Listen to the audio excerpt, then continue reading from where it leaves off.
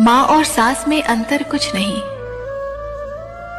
रोते हुए संसार में आई, तब माँ ने गोद में उठाया। रोते हुए ससुराल गई, तब सास ने गले से लगाया।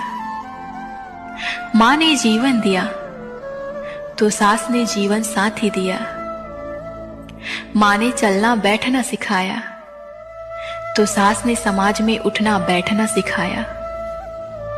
माँ ने घर के काम सिखाए, तो सास ने घर चलाना सिखाया। माँ ने कोमल कली की तरह संभाला, तो सास ने विशाल वृक्ष जैसा बनाया। माँ ने सुख में जीना सिखाया, तो सास ने दुख में भी जीना सिखाया। माँ ईश्वर के समान है, तो सास गुरु के समान है। बहुत याद किया तुमको, कई बार सोचा फोन मिलाऊं, मैसेज करूं और बात करूं तुमसे, फिर रुक गया। ईगो हावी हो गया था मुझ पर। लगा कि शुरुआत तो तुम्हारी तरफ से भी हो सकती है। काश कि वक्त पे समझ आ जाता कि कोई भी ईगो रिश्ते से बड़ा नहीं हो सकता, तो आज तुम्हें याद नहीं कर रहा होता, तुम्हारे साथ बैठा बात कर रहा होता। लोगों का ऐसा ही है यार, वो आपके समय के साथ बदलते चले जाते हैं। अगर समय अच्छा है तो वो आपके साथ है, अगर समय खिलाफ है तो लोग भी आपके खिलाफ हो जाते हैं। इसलिए लोगों पर ध्यान मत दो, अगर देना है तो अपने समय पर ध्यान दो। वो एक की भैंस कट गई रेल से, तो उसने रेलवे में मुकदमा कर दिया। तो जज ने इंजन ड्राइवर को बुलाया और पहला ही सवाल उससे ऐसा किया, बोले जब ये भैंस कटी तो ये पटरियों पे थी? बोले ना जी, खेत में चल रही थी। वो तो इंजन की नीयत खराब होगी उस पर। मैं अब किसी से नाराज नहीं होता, जरूरत ही नहीं पड़ती है। जब कोई बात मुझे खटकती है या बुरी लगती है तो मैं एक बार बात करके देखता हूं। अगर सामने वाले की तरफ से बात की उम्मीद ही नहीं है तो मैं उस बात और इंसान दोनों को छोड़ देता हूं। मैं अब किसी से नाराज नहीं होता। उसके पास ना एक जादू है, वो जब भी मुस्कुरा भर लेती है मेरी दुनिया में सब कुछ थम सा जाता है। वो जब कोई बात कहती है तो सुनते रहने का मन करता है। वो रूठती है तो लगता है जमाना रूठ गया मुझसे। ऐसा नहीं है कि मेरी दुनिया में लोग नहीं आए पहले, पर उसके आने के बाद से सब कुछ बदला बदला सा लगता है मुझे।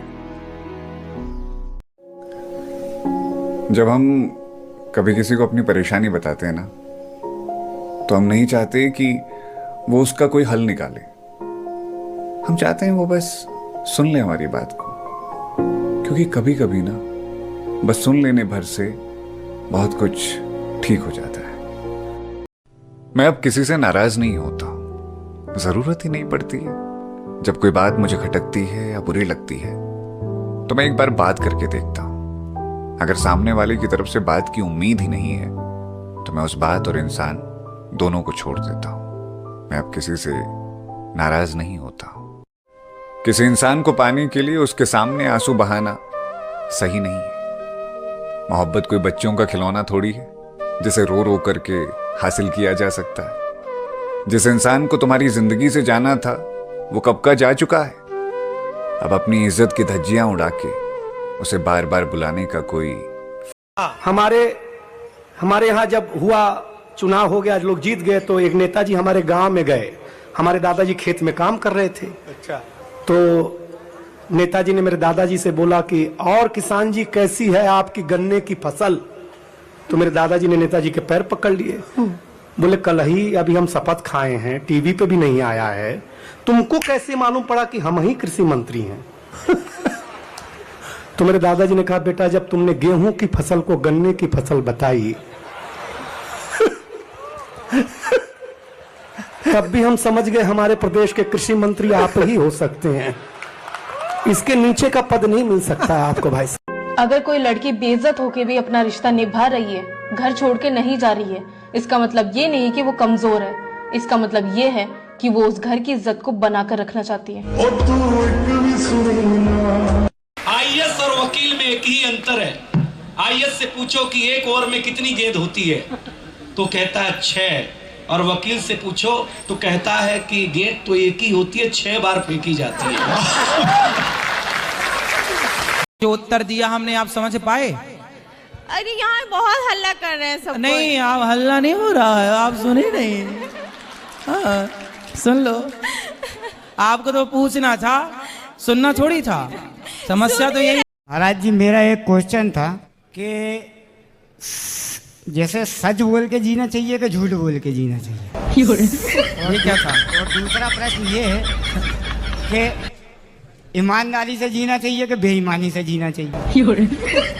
सच बोल के जीना चाहिए। अच्छा ये बताओ, झूठ बोलना सही है क्या? मेरे हिसाब से सही है। कैसे? मान लीजिए महाराज जी, मैंने आज से 20 साल पहले एक हत्या की। एक हत्या की। अब मजिस्ट्रेट साहब के सामने सच बोल लेता तो मुझे लंबा टांग देते। हाँ, फिर क्या किया आपने? मैंने पहले तो सच बोला घर वालों को छुड़वाने के लिए, फिर बाद में झूठ बोल ली। तो फिर आपको सच ज्यादा फायदा दे पाया कि झूठ ज्यादा फायदा दे पाया? मेरे को तो साहब झूठ ने ज्यादा फायदा दिया, लेकिन मेहनत बहुत करना पड़ी।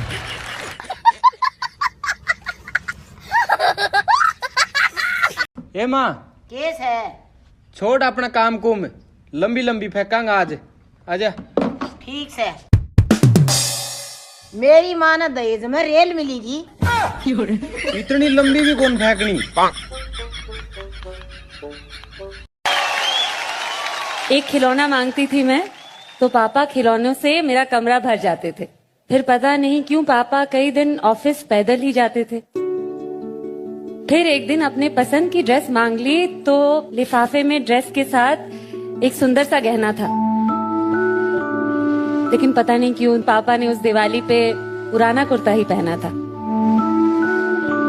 पापा थोड़े ही हैं, जादूगर हैं वो, जो एक मांगो 1000 दे जाते हैं। अपने लिए एकदम लापरवाह, लेकिन हर महीने घर के लिए खुशियों की तनख्वाह लाते हैं। अरे तू मुझे अपने पैसों पर घमंड मत दिखा। जितना तूने देखा नहीं है, उतना तो मेरे ऊपर कर्जा है।